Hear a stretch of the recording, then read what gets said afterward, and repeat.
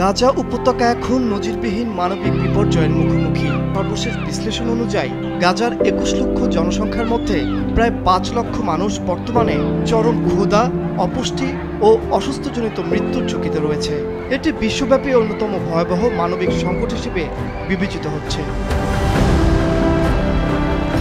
গত ১২ মে প্রকাশিত এই বিশ্লেষণে উল্লেখ করা হয়েছে যে যদি দ্রুত খাদ্য এবং প্রয়োজনীয় সরবরাহ না করা হয় তাহলে পরিস্থিতি আরও অবনতি হবে, যা দুর্ভিক্ষে রূপ নিতে পারে।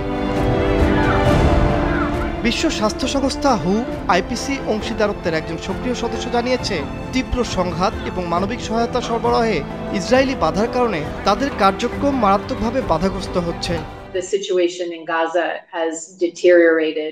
এর তথ্য মতে গাজায় তাদের ১৬টি আউটডোর এবং ৩টি আবাসিক পুষ্টি কেন্দ্র বর্তমানে পর্যাপ্ত ওষুধ এবং জীবন রক্ষাকারী সরঞ্জামের অভাবে সেবা প্রদান করতে পারছে না।